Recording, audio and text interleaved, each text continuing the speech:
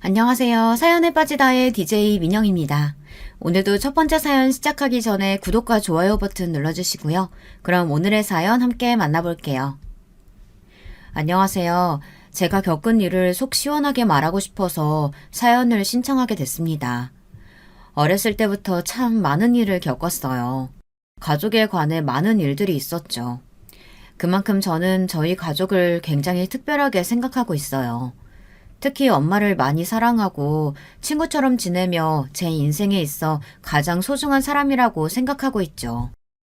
그래서 엄마에 대한 이야기가 많이 나올 거예요. 글 쓰는 재주가 없어 걱정이 되지만 편안하게 그냥 들어주셨으면 좋겠네요. 저희 가족은 엄마, 저 여동생 이렇게 같이 살고 있어요. 아빠는 제가 기억도 하기 전에 암으로 돌아가셨죠. 일찍 돌아가셔서 아빠에 대한 그리움은 딱히 없어요. 엄마는 아빠가 돌아가시고 2번이나 재혼을 했는데 2번 다 좋지 않게 끝이 났습니다. 제가 정말 어렸을 때 초등학교 들어가기 전 엄마는 첫 번째 재혼을 하셨어요. 그때 새아빠와 엄마 사이에 여동생이 태어났죠. 저는 아빠라는 존재가 처음이라 아빠라는 단어를 말하는 것도 설레었어요. 처음에 아빠가 생겼을 땐 새아빠와 놀 생각에 두근두근 설레서 잠이 오지 않을 정도였죠. 재혼 전 새아빠와 저는 늘 놀이터에서 함께 놀았어요. 하지만 재혼 후 조금씩 저를 대하는 태도가 달라지는 게 보였죠. 점점 저에 대한 애정이 식더니 여동생이 태어나니까 저는 찬밥 심세가 되었습니다. 제가 놀아달라고 해도 귀찮다며 저를 밀어내거나 무시를 당했죠. 가끔은 언니가 돼서 찡찡거린다고 혼이 나기도 했고요. 그 말에 너무 상처를 받았고 그 어린 나이에 버림받았다는 생각을 해서 집을 나가게 됐습니다. 추운 겨울이었어요. 당연히 그날 집안이 발칵 뒤집어졌죠. 친할머니, 외할머니, 이모, 이모부 모두 저를 찾았어요. 단 한 사람 새아빠만 빼고요. 엄마는 그때 몸이 좋지 않았는데도 맨발로 울며 돌아다녔어요. 저는 놀이터 덩굴에 쪼그려서 앉아 있었죠. 너무 추워서 집에 들어가야 하나 고민이 될 때 엄마가 저를 찾았어요. 등짝을 한 대 맞고 엄마가 저를 껴안으며 울었어요. 너 왜 여기 있어?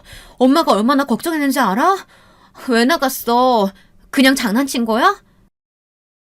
저는 사랑받으면 안 된다고, 그래서 나왔다고 말했어요. 엄마는 놀라서 그게 무슨 소리냐고, 도대체 누가 그런 소리를 했느냐고 묻는 거예요. 그때 저는 새아빠가 그렇게 말했다고 거짓말을 했어요. 새아빠는 그런 말은 한 적이 없는데 어린 마음에 새아빠가 너무 미워서 그런 이야기를 했죠. 엄마는 그날 새아빠에게 가서 따졌어요. 그날 일은 잊을 수가 없어요. 처음으로 부부싸움 하는 장면을 봤거든요. 아직도 똑똑히 기억하고 있어요. 말다툼을 시작하다가 엄마가 갑자기 새아빠의 뺨을 때렸거든요. 그러자 새아빠도 엄마의 뺨을 때리며 서로 언성은 높아졌어요. 너무 심하게 싸워서 경찰이 올 정도였죠. 무서워서 귀를 막고 있다가 동생이 너무 울어서 달래주려고 나온 그 사이 새아빠가 던진 리모컨에 맞고 말았죠. 저는 너무 놀라 그 자리에서 엉엉 울었고 엄마는 바로 저를 데리고 병원으로 갔어요. 엄마는 미안하다며 울면서 제게 말했고 치료를 받고 집으로 돌아오는 길에 사실대로 이야기했죠. 제가 거짓말을 했다고. 저는 크게 혼날 줄 알았어요. 근데 엄마는 아무 말도 하지 않고 저를 업고 집으로 갔어요. 그 후로도 혼나지 않았어요. 몇 년 후 제가 그 일에 대해 물어봤는데 엄마는 처음부터 거짓말이라는 걸 알고 있었다고 하셨어요. 싸움을 하게 된 건 오로지 자기가 너무 한심해서 그랬다고 말을 했습니다. 새아빠가 저를 안 좋아한다는 걸 알고 있었는데도 엄마는 새아빠와 부딪히는 일을 만들고 싶지 않아 시간만 지나면 해결이 되기를 모른 척하고 넘겼대요. 근데 제가 참지 못하고 가출을 하게 됐고 그 계기로 엄마는 새아빠와 부딪혀보기로 결심을 했다고 합니다. 그러다 심하게 싸움을 하게 됐고 처음으로 그 결혼이 잘못된 선택이라고 생각했대요. 하지만 여동생이 태어난 지 얼마 되지 않았기 때문에 이혼을 하겠다는 생각은 한 적이 없었다고 했죠. 그렇게 잘 지냈으면 얼마나 좋았겠어요. 하지만 여동생이 2살이 되기 전 이혼을 하고 말았습니다. 하지만 새아빠만의 문제는 아니었어요. 새아빠와 엄마는 그 일이 있고 난 후 많이 다퉜어요. 주로 저 때문에 많이 싸웠죠. 싸움이 잦다 보니 다른 문제가 생겨버렸고 사소한 문제로도 다투게 됐어요. 그러다 점점 사이가 틀어졌죠. 새아빠는 여동생마저 돌보지 않고 집에도 들어오지 않았어요. 가끔 들어오기는 했는데 몇 달 뒤엔 들어오지 않았어요. 처음에 들어오지 않았을 때 저는 슬프기보다는 당연하다고 생각했었어요. 아빠라는 존재는 언젠가 사라질 존재라고 생각했기 때문이죠. 지금 생각해보면 어린 나이에 그런 생각을 했다는 게 스스로 조금 짠하고 그러네요. 그렇게 몇 달은 들어오지 않다가 다른 사람이 저희 집에 드나드는 거 아니겠어요? 그리고는 엄마가 제게 물어봤죠. 저기 저 아저씨랑 같이 사는 건 어때? 저는 처음에 그게 무슨 의미인지 몰랐어요. 저는 그냥 아저씨가 저와 잘 놀아줘서 좋았고 새아빠와 다 같이 살면 좋겠다고 생각했어요. 나는 다 같이 살면 너무너무 행복할 것 같아. 아저씨도 좋아. 이건 최근에 들은 이야기인데 엄마는 첫 번째 새아빠와 다투고 나면 외로웠었다고 했어요. 외로운데 집에도 안 들어오니 얼마나 외롭겠어요. 그때 아저씨가 나타난 거죠. 엄마도 그러면 안 된다는 걸 알지만 끌렸다고 했어요. 그렇게 엄마는 새아빠와 이혼을 하지 않았지만 아저씨와 사귀게 됐고 그 사실을 알자마자 새아빠는 이혼하자고 이혼 소송을 했대요. 근데 새아빠도 잘한 게 없는 게 새아빠도 다른 사람을 만나고 있어서 둘이 합의하고 이혼을 했다고 했어요. 그리고는 이사를 가게 됐어요. 첫 번째 새아빠와는 어느 순간부터 만날 수가 없게 됐고 엄마는 두 번째 재혼을 하게 됐죠. 제가 중학교 들어갈 때쯤 첫 번째 새아빠와 이혼을 하게 됐다는 사실을 알게 되었죠. 그렇게 저는 두 번째 새아빠와 지내게 됐어요. 하지만 아빠라고 부르지는 않았어요. 저를 진심으로 좋아해주는 것 같아 마음은 같지만 더는 상처를 받기 싫어 아저씨라고 불렀습니다.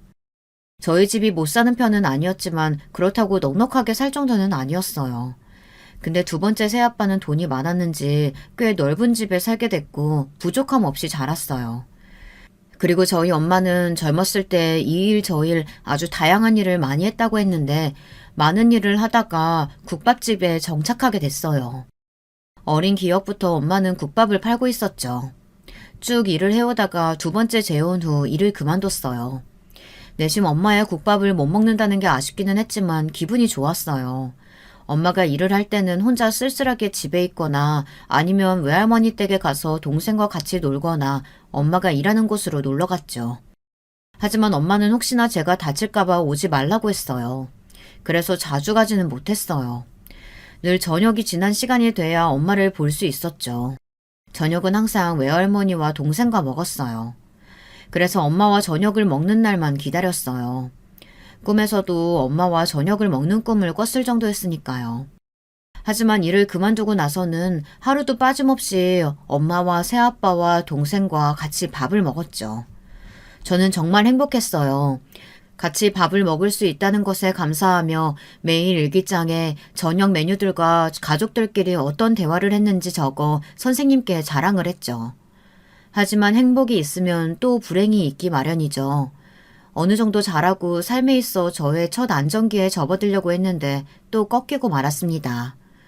두 번째 새아빠도 한 번 이혼을 하고 재혼을 해서 가정이 있었어요. 그래서 제겐 의붓 여동생이 생겼죠. 가끔 의붓 동생이 저희 집에 놀러 왔어요. 엄마가 싫어할 법도 한데 엄마는 그 의붓 동생을 알뜰살뜰 잘 챙겨줬습니다. 어느 날 평소와 마찬가지로 엄마가 간식을 챙겨주고 제 방에 가서 동생들을 놀아주고 있었어요. 근데 갑자기 누가 문을 쾅쾅 두드리는 게 아니겠어요? 엄마는 놀라서 현관 쪽으로 가 확인했고 모르는 아줌마가 문을 세게 두드리고 자기 딸 내놓으라며 소리를 치는 거예요. 저와 동생은 무서워서 방으로 숨었는데 을붓 동생은 밝은 표정으로 현관을 뛰쳐나갔죠. 엄마다! 그 아줌마는 을붓 동생의 엄마였어요. 근데 조금 이상했어요. 걸음걸이도 비틀비틀거렸고 이상한 냄새도 났고 말도 어눌하게 했어요. 술을 마시고 저희 집에 찾아왔었죠. 아줌마는 제 을붓 동생 이름을 계속 불렀어요. 그러다 저희 엄마 머리채를 잡고는 자기 딸 내놓으라고 소리를 치는 거예요. 이년아, 네가 내 딸도 뺏어가려고? 무슨 소리를 하시는 거예요? 이거 놓고 얘기해요. 저는 놀라 울면서 새아빠에게 전화를 했어요. 아저씨, 어떤 아줌마가 저희 엄마 머리 잡고 막 흔들어요. 어떡해요? 진정하고. 무슨 일이야? 머리를 잡고 흔든다고? 네, 동생 엄마인 것 같은데 막 엄마를 때려요. 그 말을 듣고 새아빠는 집으로 바로 가겠다고 얘기하고 전화를 끊었어요.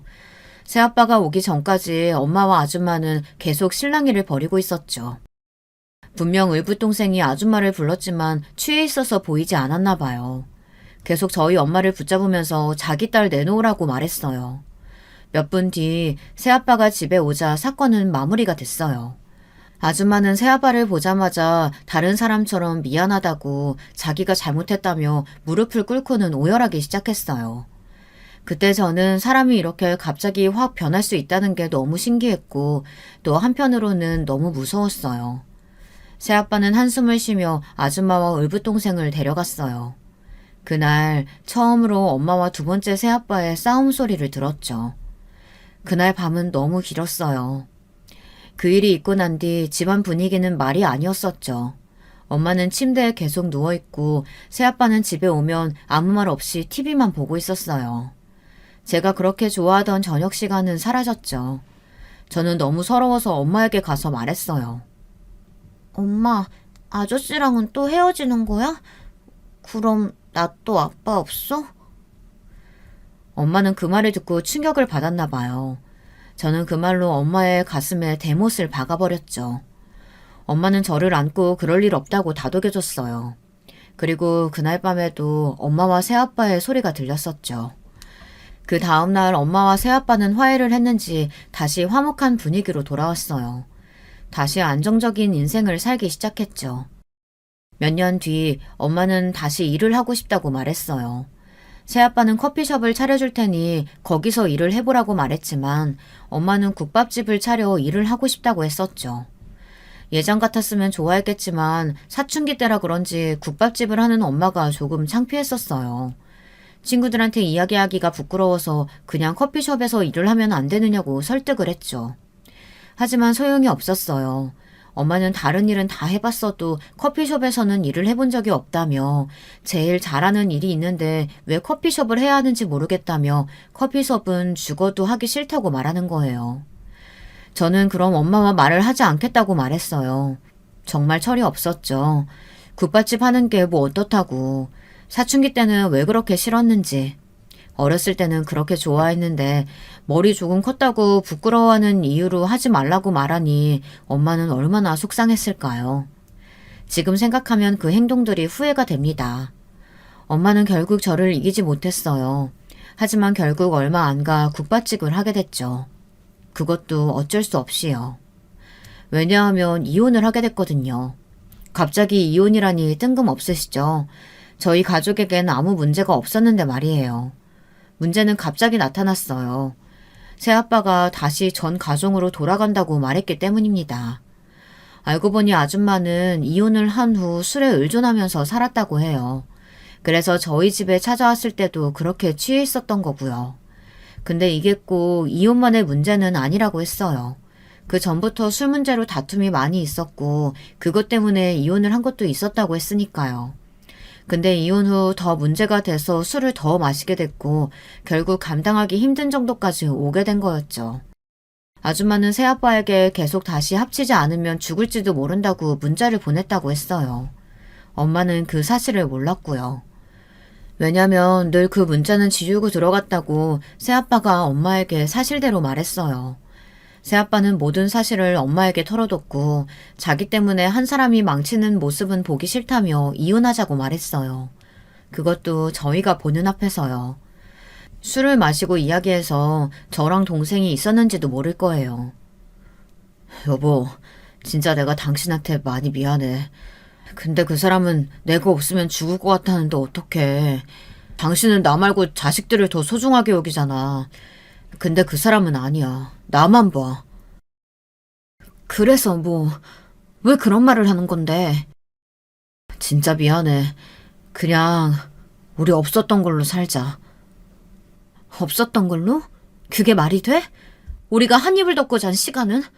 그 시간을 없던 걸로 하자고? 그게 말이 돼? 내가 정말 미안해. 미안해. 정말 미안해. 근데 나도 이제는 이렇게 못 살겠다.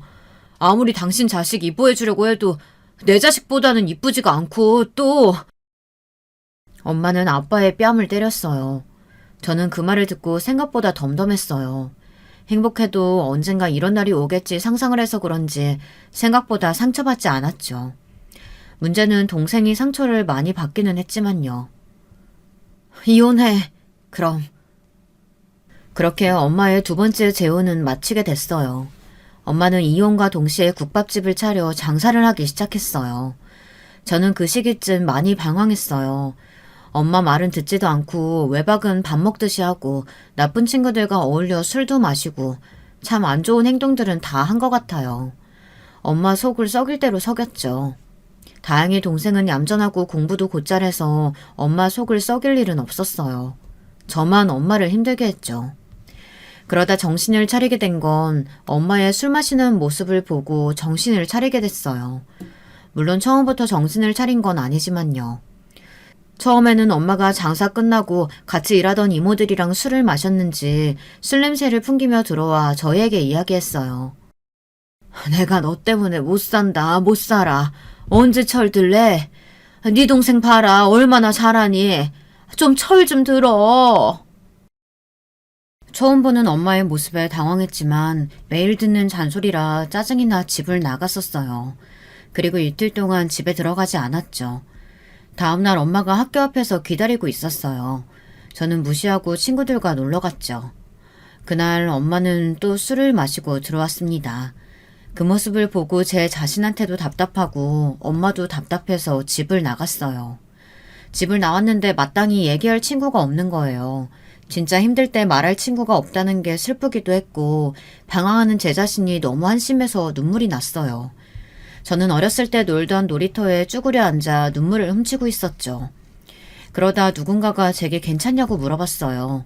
예쁘장하게 생긴 제 또래 여자아이였죠. 괜찮다고 말을 하면 되는데 그날따라 누군가에게 말하고 싶어 괜찮지 않다고 말했어요. 차라리 모르는 사람한테 말을 하면 속이 시원할까 싶어 솔직하게 얘기를 하게 됐죠.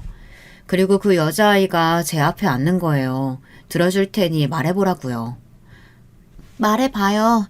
나도 오늘 진짜 힘들었는데 서로 힘든 얘기 해볼까요? 왜인지 모르게 그 사람이 편하게 느껴졌어요. 저는 이때까지 있었던 일들과 방황하는 제 자신이 너무 싫다고 얘기했죠. 그러고는 그 아이도 자기 얘기를 했어요. 신기하게도 그 아이와 제 삶이 너무 비슷한 거예요. 그래서 뭔가 마음이 갔나 싶기도 했어요. 근데 저는 제 또래인 줄 알았는데 알고 보니 간호사였던 거예요.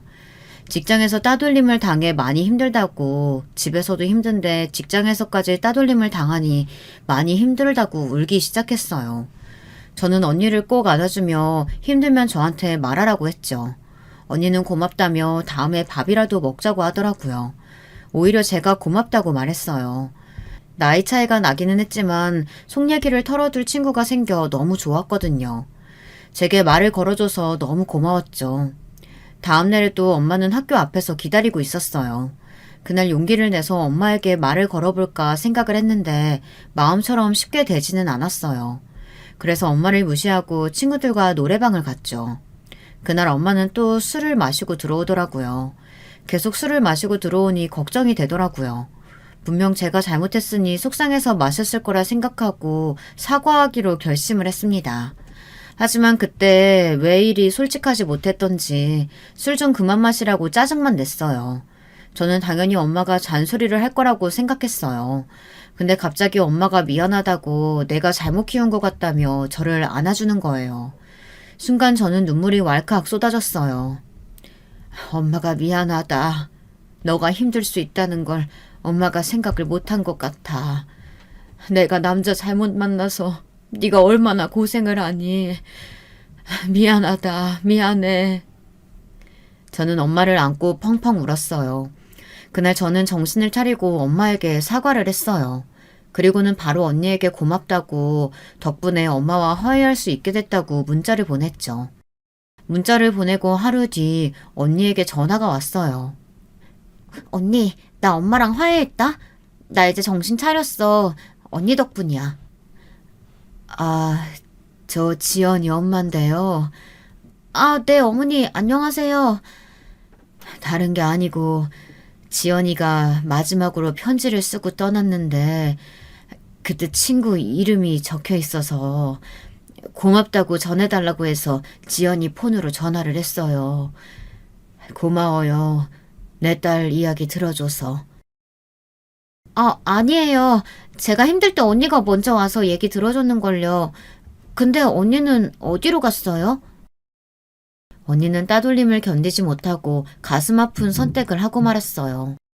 딱 한 번 봤는데도 정말 좋은 사람이라고 느껴졌는데, 좋은 친구가 될 수 있을 거라고 생각했는데, 그렇게 가버리니 마음이 아팠어요. 그 언니 같은 사람이 되고 싶어서인지 저도 정신 차리고 간호사라는 꿈을 갖게 됐어요. 하지만 방황하던 시기에 공부를 하지 않아서 다시 중학교 공부부터 시작을 해야 했어요. 그래서 저는 동생을 붙잡고 하루에 3시간씩 자며 공부를 했죠. 그의 대학에 붙지는 못하고 재수를 해서 가고 싶은 학교에 갈 수 있게 됐어요. 학교에 붙은 해에는 저희 가족에게 좋은 일만 일어났어요. 국밥집은 맛집으로 소문이 났고 엄마는 그 틈을 타 시장에 있는 한 건물을 사 확장 이전을 하며 장사가 저 잘 되고 있었죠. 동생은 늘 1등을 놓치지 않았고요. 저희 가족은 더욱더 사이가 좋아졌어요. 저는 졸업하고 바로 취업을 할 수 있게 됐어요. 너무 힘들었지만 제가 하고 싶었던 일이었기에 버틸 수 있었죠. 일을 잘 다니고 있으니 저도 슬슬 연애를 해야겠다는 생각을 했어요. 그때 마침 직장 동료가 제게 소개팅을 해보지 않겠느냐고 말했어요. 친구가 제 사진을 보고 마음에 든다고 소개해달라고 했다지 뭐예요. 심지어 의사라고 하니 처음에는 솔깃했는데 부담스러워서 거절을 했어요. 근데 동료가 한번 만나보라며 부탁을 하는 거예요. 그래서 어쩔 수 없이 소개팅을 나가게 됐죠. 소개팅을 나가게 됐는데 생각보다 너무 괜찮은 사람이더라고요. 그래서 한 번 더 만나게 됐고 사귀게 되었어요. 둘 다 바쁘고 일하는 시간대가 달라 많이 보지는 못했지만 그래도 저희는 만나면 만날수록 결혼을 확실했어요. 오랜 기간 동안 연애를 하고 남자친구는 제게 프로포즈를 했어요. 저는 당연히 승낙을 했고 결혼을 약속했어요. 물론 남자친구가 개인 병원을 내고 싶다고 해서 조금 안정이 되면 결혼을 하자고 했고 그 전에 부모님께 인사 먼저 드리자고 했죠. 근데 저는 결혼 전부터 시댁살이를 하게 될 줄은 몰랐어요. 보통 결혼 전부터 시댁살이가 시작되나요? 저희 시어머니와 시누이의 성격이 장난이 아니었어요. 저희는 결혼 약속 전까지 서로 부모님을 뵙지 않았어요. 그냥 가끔 명절 선물, 생신 때 선물을 보내는 것 말고는 없었죠. 결혼 후 처음 뵙는 거라 긴장이 됐어요. 시어머니 생신 때 처음 뵙게 됐죠. 근데 웬걸 처음부터 제게 요리 좀 도와달라며 말을 하지 뭐해요. 처음 인사하는 자리라 저도 뭐 도와드릴 건 없을까 눈치 보는 것보단 낫다고 생각은 하지만 당연하게 생각을 해서 당황했죠. 남자친구도 시어머니의 말에 당황했는지 자기가 도와주겠다고 나섰지만 남자는 주방에 있는 거 아니라며 저를 주방으로 데려갔어요. 그래, 아가씨는 집에서 요리를 좀 하나? 아, 집에 있을 시간이 많이 없어서 거의 사 먹어요. 그래도 요리하는 거 좋아해서 쉬는 날엔 요리 좀 해먹기는 해요. 요즘 젊은 사람들은 계속 배달시켜 먹거나 밖에서 먹고, 아휴, 아가씨도 이참에 우리 집에 와서 요리 좀 배워. 시어머니는 갑자기 제게 요리를 배우라고 하는 거예요. 거절은 못하겠고 결혼 약속도 했으니 안 볼 사이도 아니고 난감했어요. 그때 마침 시누이가 들어와서는 한 소리 해줬어요. 엄마도 참 무슨 소리 하는 거야. 요리를 여기서 왜 배워? 저는 시누이라도 괜찮은 것 같아 다행이라 생각했죠. 그런 건 자기가 알아서 해야지. 아, 나는 제 마음에 안 든다니까. 우리 집에 부르지 마. 저는 살다 누가 대놓고 마음에 안 든다고 말하는 사람은 처음이었어요. 시누이의 인성이 남자친구에게 다 갔나 싶을 정도로 싸가지가 없었어요. 밥 먹고 있는데 제게 여우 같다고 말을 하는 거 있죠. 그러면서 저한테 자기야 거리면서 까내리는데 어처구니가 없었어요. 자기야, 미안한데 내가 딱 싫어하는 관상이 있거든? 근데 자기가 딱 그 관상이야. 아, 그래서 막 마음에 들지는 않네. 그렇다고 내가 못되게 굴지는 않아. 그냥 싫으면 말을 안 걸거든. 너무 상처받지 말고 내가 이렇게 느끼고 있다는 걸 말해주고 싶어서. 내가 워낙 솔직한 사람이라. 남자친구는 그게 무슨 무례한 말이냐며 면박을 주었지만 꿋꿋하게 무례한 발언을 했어요. 근데 왜 올케라고 불러야 하나? 결혼 안 할지도 모르는데 내가 올케라고 해야 돼? 오글거리게. 그냥 자기라고 부르다가 내가 편해지면 올케라고 부를게. 괜찮지? 자기는 그냥 편하게 형님이라고 불러. 그리고 내 동생 어디가 좋아서 사귄대? 의사라서 좋은가? 속물인 거 아니야? 신우이는 제게 속물이네 뭐네 말이 참 많았어요. 사람 앞에 두고 그런 말을 하는 게 어이가 없지 않나요? 이런 신우이가 있을까요? 계속 표정이 굳어있으니 남자친구가 신경이 쓰였나 봐요. 남자친구는 그날 미안하다고 사과를 했고 저는 알겠다고 하고 빨리 집에 돌아가자고 말했어요. 집에 돌아가자 저는 기진맥진되어 바로 잠이 들었죠. 그 다음날 모르는 번호로 부재중이 와 있었어요. 쉬는 날이라 받지 말까 생각하다가 혹시 몰라 다시 전화를 걸었죠. 아니 근데 시어머니의 번호였더라고요. 시어머니 전화를 받아 아차 싶었어요. 시어머니는 제게 점심 같이 먹고 쇼핑을 좀 하자고 저를 불렀어요. 할 수 없이 나갔고 어머님과 같이 밥을 먹게 됐죠. 그래도 그 전날보다는 심하지 않았어요. 신우이가 없어서 그런지 평화로웠죠. 저는 저에 대해 물을까봐 긴장을 했지만 신우이에 대한 이야기 빼고는 하지 않았어요. 미정이 걔가 좀 그래. 오냐오냐 키워서 할 말 다 하고 사는데 네가 좀 봐줘라. 알겠지? 시어머니는 신우이를 감쌌고 저는 하는 수 없이 알겠다고 했어요. 그리고 쇼핑을 하러 갔는데 마트를 가는 게 아니겠어요. 쇼핑이라고 하면 저는 당연히 옷을 볼 줄 알았죠. 제 손에는 어느새 당면, 소고기, 표고버섯, 부추가 들려 있었어요. 장을 다 보고 어머님이 제 집에 가서 요리를 하자고 하는 겁니다. 순간 잘못 들은 줄 알고 다시 되물었죠. 저는 엄마와 여동생과 함께 살고 있었기 때문에 힘들 것 같다고 했어요. 시어머니는 떨떠름한 표정을 하고는 자기 집으로 가자고 말했어요. 졸지에 시어머니 집에 가서 요리를 하게 됐죠. 제가 엄마를 닮아 요리 솜씨는 있는데 귀찮아서 잘 안 하거든요. 남의 집에 와서 제가 요리를 하게 될 거라고는 상상도 못했어요. 시어머니는 계속 저에게 잔소리를 하며 꼬투리 잡을 게 없는지 눈에 불을 켜고 보고 있더라고요. 다행히 곧잘해서 무사히 넘겼죠. 이 일을 남자친구에게 이야기했더니 미안하다고 사과를 했어요. 남자친구의 잘못은 아니지만 기분이 좋지는 않았죠. 결혼 전부터 이러는데 결혼 후에는 어떨지 상상만 해도 끔찍했죠. 그래도 딱 저만큼만 했어도 제가 폭발하는 일은 없었을 거예요. 점점 저는 쌓이고 말았죠. 한날은 만두를 빚자며 저한테 전화가 왔어요. 그리고는 제게 엄마가 뭘 하시는지 가족에 대해 물어봤어요. 처음 만날 때 당연히 물어볼 줄 알았는데 안 물어보셔서 남자친구가 다 말했다고 생각했는데 모르고 계셔서 당황했죠. 저희 엄마는 국밥집에서 일하고 있어요. 그리고 지금 여동생이랑 어머니랑 같이 지내고 있고요. 국밥? 그 국밥? 그럼 아버지는? 아버지는 어렸을 때 돌아가셨어요. 저는 딱히 재혼과 이혼을 말할 필요가 없다고 느껴 말하지 않았어요. 그래, 국밥집이면 그래도 크게 국밥 사업이라도 하시나? 아니요, 그냥 시장에서 국밥 팔고 계세요. 그때 시어머니의 표정은 굳어가기 시작했어요. 표정이 1초에 한 번씩 썩어가기 시작했어요. 옆에 있던 신우도 그 이야기를 듣고는 난리가 났죠. 저것 봐, 내가 뭐라고 했어. 내가 별로라고 했잖아. 국밥 한다니 말이 돼? 비린내 나는 거 아니지? 우리 집안에 국밥집이라니 말이 안 되잖아. 형님, 말이 너무 심하신 거 아니에요? 아니, 얘는 틀린 말 한 것도 아니구만. 너는 애가 예의 없게 어디서 어른 앞에서 짜증을 내니? 시어머니는 엄마를 들먹이며 제게 뭐라고 하셨어요. 저는 여기서 더 하게 된다면 엄마 이미지와 제 이미지가 좋지 못할 것 같아 그만두기로 했죠. 됐다. 이런 며느리가 들어오니 내가 전생에 무슨 죄를 지었길래 이런 애가 우리 집에 들어왔을까? 시어머니는 크게 혼잣말로 중얼중얼 거렸죠. 사돈은 그날 장사해야 하는 거 아니니? 외출이라도 올려드려야 해? 그렇게라도 장사해야지. 안 그러니? 시어머니는 저희 엄마 식당에서 상견례를 하자고 하는 게 아니겠어요. 그건 아닌 것 같아서 제가 잘 거절을 했죠. 또 하루는 시누이 생일이라고 저를 부른 거예요. 시누이는 저를 싫어해서 당연히 안 부를 줄 알았는데 이젠 저를 괴롭히려고 작정을 했는지 저를 부르더라고요.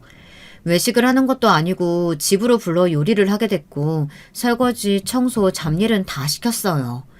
남자친구는 일 때문에 늦게 와서 이 모습은 보지 못했었죠.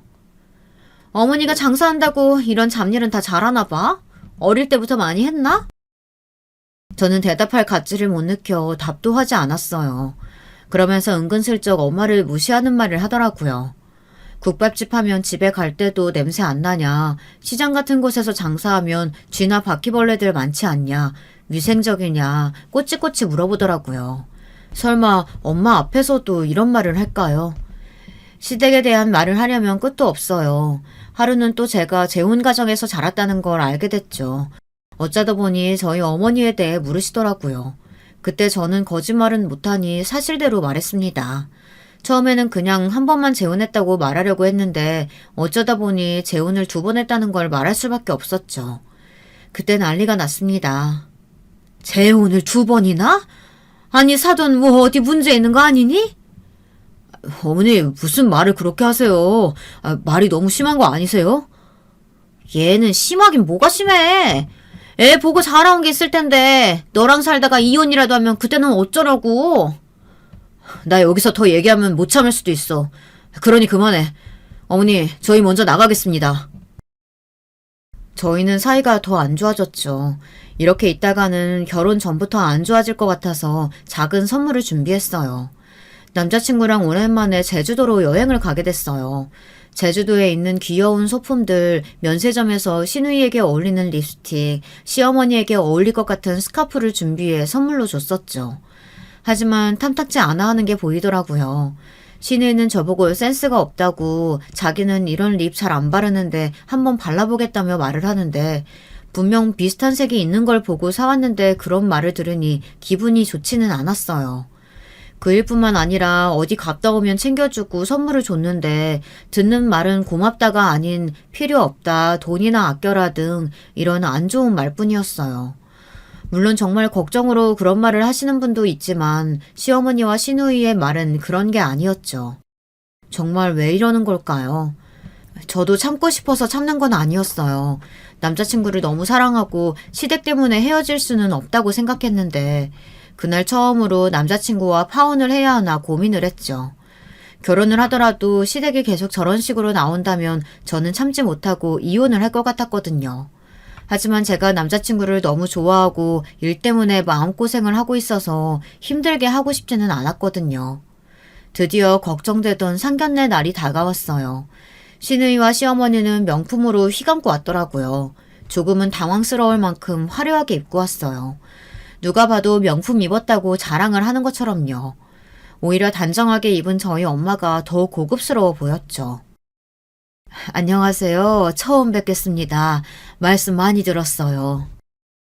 네, 저도 말씀 많이 들었어요. 처음에는 어색해서 그런지 조용했어요. 그리고 밥이 나오고 분위기가 조금 풀리자 서로 이야기를 나누기 시작했어요. 국밥집 하신다고요? 아, 네. 예전부터 국밥집에서 일을 했는데 그만뒀다가 다시 하게 됐죠. 언제 한번 오세요. 저희 국밥집이 맛있다고 소문이 났거든요. 그런데 좀 양심이 없으신 거 아니에요? 누나! 시누이는 결국 사고를 치고 말았어요. 갑자기 양심이 없다니 그게 무슨 소리인가 싶었죠. 아니 우리 집안이 어떤 집안인데 국밥집 하는 집안이랑 결혼을 해야겠어. 저는 엄마가 뭐라고 말 못할 것 같아서 대신 말해주는 거예요. 형님, 그전에도 말했지만 말이 너무 지나치신 거 아니에요? 저희도 그래도 살 만큼 살아요. 그래요, 사돈. 제가 이런 말은 안 하고 싶었는데 조금 저희 집이랑은 안 맞는 것 같네요. 안 맞는다니요? 저희가 국밥집을 하고는 있지만 넉넉하게 혼수 준비하고 애들 도와줄 능력은 됩니다. 그런 식으로 얘기하니 기분이 안 좋네요. 시어머니는 갑자기 저희 가정사를 꺼내기 시작했어요. 그리고 재혼하셨다고 했는데 한 번도 아니고 두 번이라뇨. 그것부터도 뭐 어떤 가정에서 자랐는지 보이더라고요. 그럼 사돈댁은 왜 이혼을 당하신 건데요? 엄마는 참지 못하고 시어머니의 치부를 들춰내고 말았어요. 시어머니는 이혼을 당한 거거든요. 시아버지가 시어머니의 성격을 못 참고 이혼을 요구했죠. 시아버지도 의사라 남자친구는 시아버지에게 의존을 많이 했어요. 저는 늘 시어머니와 연락하며 지내는지 궁금했어요. 시아버지와도 식사를 한 적이 있는데 굉장히 젠틀하셨거든요. 그러면 시어머니보다는 시아버지와 살고 시어머니와는 멀어질 법도 한데 어머니는 어머니인가 봅니다. 미워도 성격이 그래도 챙기는 것을 보면 제가 이 이야기를 엄마에게 했을 때 절대로 아는 척하지 말라고 이야기했는데 엄마도 화가 나 그만 얘기를 하고 만 것이죠. 아니, 그런 얘기까지 했어요? 와, 얘 완전 입도 가볍네. 야, 너 뚫린 입이라고 그렇게 자유분방하게 말하는 거니? 이게 보자보자니까. 뭐? 너 지금 나한테 얘기한 거야? 이게 싸가지 없이. 아휴, 못 사는 애들은 이래서 문제라니까. 너 지금 우리 보고 못 산다고? 이게 미쳤나? 너 우리 집 잘 모르는구나. 말하는 거 하고는 저급해서. 아휴, 막말로 정말 우리 집이랑 맞는다고 생각하니? 그리고 사돈 양심 있어요? 천박한 음식 팔면서 우리 의사 아들을 넘봐. 아니, 급도 좀 맞아야 결혼을 하지. 국밥 팔면서 뭐가 자랑이라고. 지금 말 다 했어요? 저도 이런 집안에 우리 애 안 주고 싶네요. 누가 누구 보고 저급하다고 하는 건지. 저희는 밥을 먹다가 말고 나오게 됐어요. 사돈, 아니, 그쪽도 우리 입장이랑 똑같으니까 갈라서면 되겠네. 참, 빌부터도 모자랄 판에 자존심 세우기는. 저도 너무 화가 났지만 이 상황을 바꾸기 위해 엄마를 달래봤어요. 남자친구도 저와 같은 상황이라 저희는 정신이 없었죠. 그때 누군가가 저희 엄마에게 말을 걸어왔어요. 아이고, 사모님 잘 지내셨어요? 여기서 밥 드셨어요? 말하시지. 서비스라도 드리는 건데. 뭐라도 좋은 거 내드렸죠. 뭐야, 이 사람이 누군데 서비스를 주냐 말이야. 단골? 단골하기엔 좀 비싼 곳인데. 꼴에 장사한다고 뭐 음식 탐방이라도 다니나? 아니, 이 아가씨가 어른한테 그게 무슨 말버릇이야? 당연히 여기 건물주인데 서비스라도 드려야지. 뭐? 여기 건물주? 엄마, 그게 무슨 소리야? 여기에도 건물이 있었어? 엄마는 우리가 오늘 상견례한 식당 건물의 건물주였어요. 저도 몰랐어요. 동생은 알고 있었고요. 어떻게 된 일인가 싶었는데 알고 보니 두 번째 새아빠에게 받은 건물이었어요.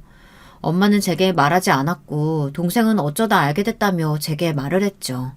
시어머니의 표정은 새하얗게 질려 있었어요. 사돈, 그게 아니고, 아니. 봤죠? 저희 이렇게 대할 집안 아니라고. 저희 엄마 국밥집도 크게 하고 그 건물 주고 여기도 엄마 건물이에요. 그런데 뭐? 국밥집은 아니라고? 여기 어딘지 알죠? 강남. 요즘은 강남 건물주 보고도 뭐 급이 안 맞는다 뭐다 얘기하는구나. 시누이와 시어머니는 말을 하지 못했어요. 저도 제가 보기에 굉장히 커 보였거든요. 시어머니는 충격이 컸는지 바로 집으로 가셨고 남자친구는 엄마에게 죄송하다며 연신 사과를 하고 돌아갔죠. 저는 엄마에게 왜 말을 안 했느냐고 물어봤어요. 엄마는 나중에 결혼하고 말을 해줄 생각이었대요. 부담스러워할까봐 말을 못했다고요. 그리고 건물주 딸이라고 하면 남자친구가 저를 사랑하지도 않는데 건물만 보고 결혼할까봐 걱정돼서 말을 못했다고 했어요. 아니, 아무리 그래도 그렇지 말이라도 좀 해주지. 아니면 엄마 이렇게까지 욕 안 먹어도 됐었잖아. 저는 너무 속상해서 그 자리에서 울고 말았어요. 저희는 그 식당으로 다시 들어가 식사를 했죠. 그리고 남자친구를 다시 불렀어요. 엄마는 남자친구에게 결혼은 해도 되지만 시댁에 가는 일은 없었으면 좋겠다고 했어요. 그러자 남자친구가 엄마에게 다시는 볼 일 없을 거라며 걱정 말라고 말했죠. 남자친구는 시어머니와 시누이에게 인연을 끊겠다고 하고 저에게 온 거였어요.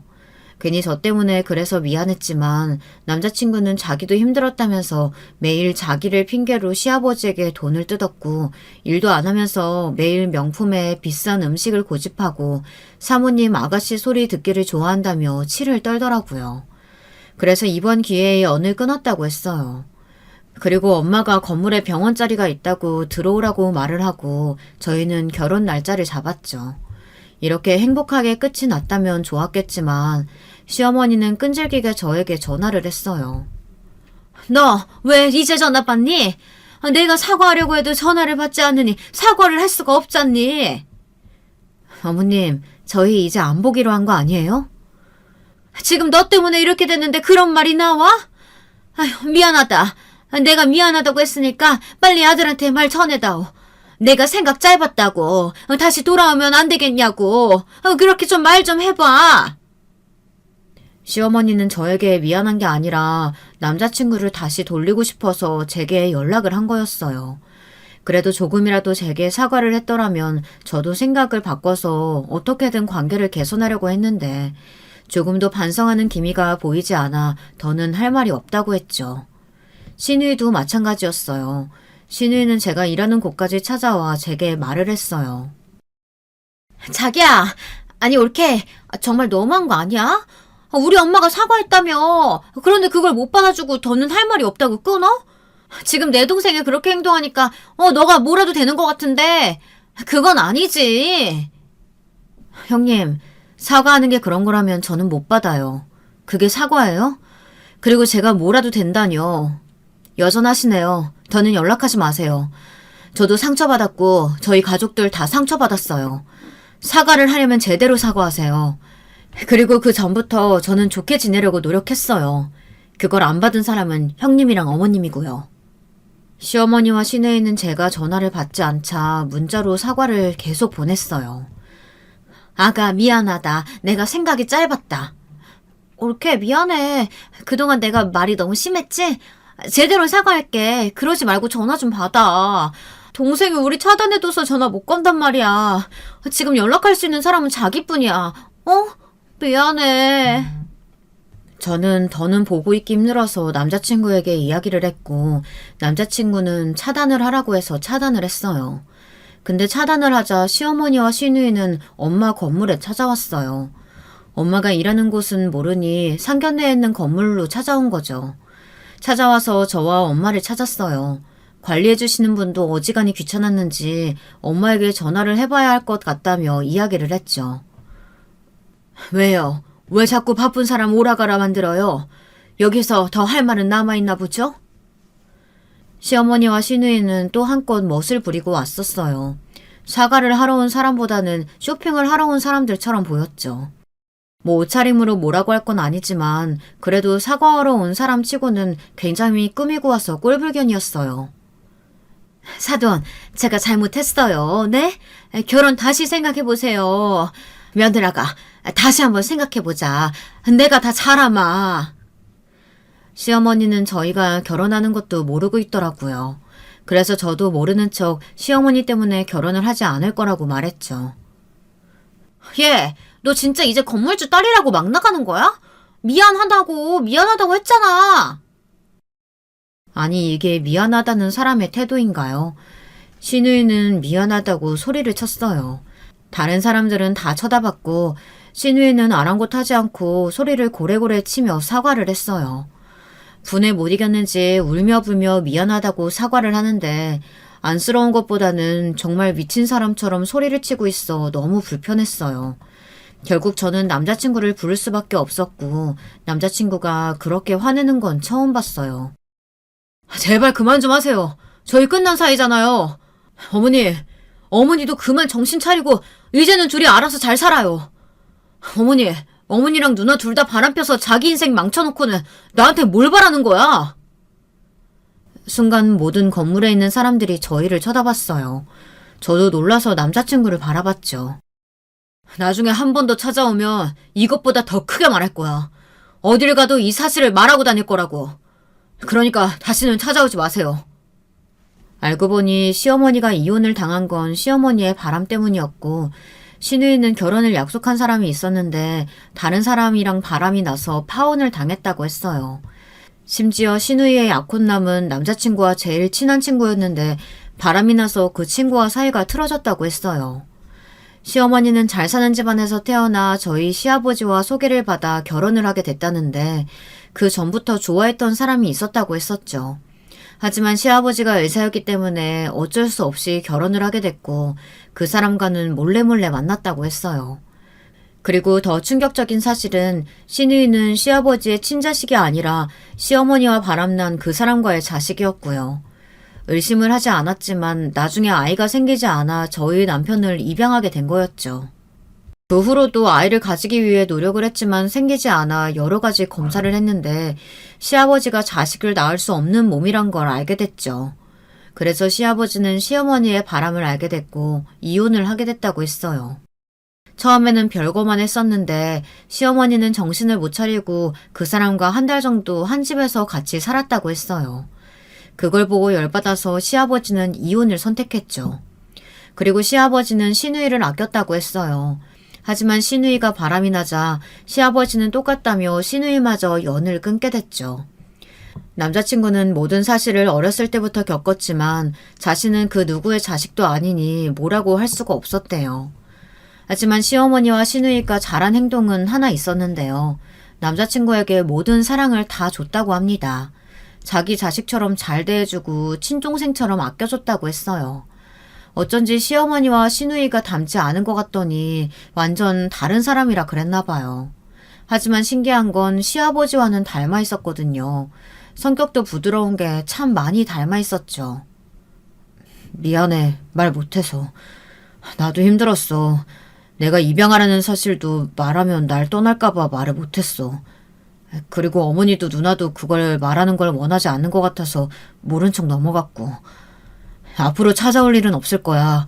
그걸 치부라고 생각하는 사람들이니까 부끄러워서 더는 오지 않을 거고. 괜히 주눅 들어있는 남자친구를 보니 마음이 아팠어요. 괜찮아. 나도 뭐 가정사가 복잡한데 뭘. 나도 나중에 말했잖아. 혼자 고생했겠다. 우리는 서로 믿으면서 잘 살자. 사랑해. 저와 남자친구는 그 일로 더욱더 믿음이 강해졌고 서로를 사랑할 수 있는 계기가 되었어요. 시어머니와 시누이만 생각하면 참 경우 없는 사람들이라고 생각이 들지만 그 덕에 저희 사랑은 더 커질 수 있어 다행이라고 생각이 들어요. 저희는 혼인신고부터 먼저 했고 법적으로 부부가 되었어요. 결혼 준비도 열심히 하고 저와 남편과 같이 일을 할 수 있게 되었죠. 해피엔딩이죠. 결혼식 때는 시어머니와 시누이는 부르지 않고 대신 시아버지가 오시기로 했답니다. 다행히 남편과 그 친구와도 잘 풀어 다시 친한 친구가 되었고요. 건물 세입자들도 저희 결혼을 축하하겠다고 했어요. 지연이 언니가 살아있었다면 와서 축하해줬겠죠. 그럼 제 이야기를 들어주셔서 감사합니다. 여러분, 두 번째 사연 시작하기 전에 좋아요, 구독 꼭 눌러주실 거죠? 그럼 두 번째 사연 바로 시작하겠습니다. 안녕하세요. 저는 남편과 사랑스러운 두 딸과 같이 경기도에서 사는 40대 후반 여자입니다. 친정이 서울이라 지하철로 왕복 3시간을 다녀야 하는데 그럴 때마다 사연에 빠지다 사연을 들으면서 가면 어떻게 시간이 지났는지 모를 정도로 빠르게 지나가더라고요. 심지어 어떤 날에는 내려야 할 지하철역을 지나친 적도 있답니다. 매번 그렇게 됐다가 이번에 우리 시댁에 도저히 제보를 안 하고 버틸 수 없는 일이 일어났어요. 제 얘기가 등장하면 더 재밌게 들을 수 있을 것 같아 제보합니다. 우선 이 얘기를 하려면 무엇보다 우리 친정 가족에 대해 설명하고 넘어가야 합니다. 단도직입적으로 저는 부모님이 이혼하셨어요. 그런데 가정환경이 안 좋거나 가난하거나 그런 것은 전혀 아니랍니다. 제 위로는 3살 차이가 나는 친언니가 있고 부모님은 정확히 제가 초등학교 1학년일 때 이혼하셨어요. 이혼 전에도 부모님은 사이가 좋으셨고 언니와 저를 데리고 여행도 자주 다니고 외식도 자주 하는 화목한 가정이었습니다. 아버지는 은행에 다니셨는데 이미 그때도 나이에 비해 능력이 좋아서 돈이 부족한 집은 아니었어요. 그런데 왜 이혼했는지 궁금하시죠? 부모님은 사이가 안 좋아서가 아니고 친할머니 때문에 이혼하셨습니다. 친할머니가 우리 엄마와 외할머니를 매우 싫어하셨거든요. 결혼 전에도 끔찍이 싫어해서 엄마를 찾아가 몇 번이고 결혼하지 말라고 난리를 쳐서 외할머니가 엄마를 말릴 정도였다고 합니다. 그런데 엄마와 아빠는 둘이 너무 사랑하니까 헤어지지 못하고 그대로 집안 반대에도 결혼해서 저와 언니를 낳았어요. 친할머니는 당연히 엄마의 자식인 언니와 저를 싫어하셨는데 찾아가서 인사하면 당장 나가라고 소리를 지르고 심지어 들고 있던 사과를 던져 그게 제 머리에 맞기도 했습니다. 제 기억 속에도 친할머니 하면 너무 무서워서 꿈에도 나올 정도였죠. 엄마는 자식들에게까지 그러는 친할머니를 보고 아빠에게 먼저 이혼하자고 했고 아빠와 엄마는 사랑하지만 친할머니의 행패 때문에 참을 수가 없어 그대로 이혼했어요. 친할머니가 왜 이렇게 엄마를 미워했는지 궁금하시죠? 바로 그 이유는 정확히 말하자면 엄마보다는 외할머니 때문이었는데 외할머니가 무당이셨어요. 친할머니는 그런 외할머니를 너무나도 싫어했는데 엄마가 아무리 자기는 신내림 받지 않아도 된다고 말해도 듣지 않으셨습니다. 실제로 엄마는 지금도 신내림을 받지 않았는데 너무 잘 살고 계시고 언니와 저도 멀쩡하게 살고 있어요. 그런데도 친할머니는 그냥 무속인이 싫으셨던 건지 우리 엄마에게 차마 제가 글로 적을 수도 없는 내용의 욕을 하셨습니다. 제가 아직도 기억나는 장면이 있는데 하나만 언급하고 지나갈게요. 엄마가 아빠와 이혼하시기 직전이었는데 워낙 친할머니가 우리를 싫어하니까 아빠는 가족을 친가에 데리고 가지 않으셨습니다. 그런데 아마 그날은 친할아버지의 제사여서 어쩔 수 없이 갔던 걸로 기억해요. 그렇게 간 친가에서 엄마에게 친할머니는 막말을 퍼부으셨습니다. 너 때문에 우리 아들한테 무슨 일 생기면 그땐 내가 네 자식 가만 안 둘 거야. 각오해! 하며 저와 언니에게 뭘 보냐고 당장 나가라고 소리 지르셨어요. 어린 저는 그런 할머니가 너무 무서워서 그 자리에서 오줌을 싸고 말았는데 그걸 본 엄마는 조용히 저와 언니를 데리고 집으로 왔고 그 일로 그동안 참았던 게 터져서 아빠와 이혼했습니다. 다행히 엄마는 직업이 있으셨고 아빠가 서류상으로 이혼했어도 자주 만나자고 했는데 엄마는 친할머니가 그렇게 대해도 아빠를 사랑하셨고 무엇보다 언니와 저에게 지극정성이라 우리는 적어도 일주일에 한 번은 엄마와 같이 만나서 밥을 먹었어요. 이혼했지만 이혼한 게 아닌 그런 가족의 형태였습니다. 아버지가 돈을 잘 버니까 언니와 저는 아빠와 살며 부족함 없이 지냈고 엄마도 가끔 우리 집에서 자고 갔어요. 부모님 둘 다 이혼하시고 재혼하지 않았고 아빠는 이혼을 계기로 친할머니와 아예 연락을 끊으셨습니다.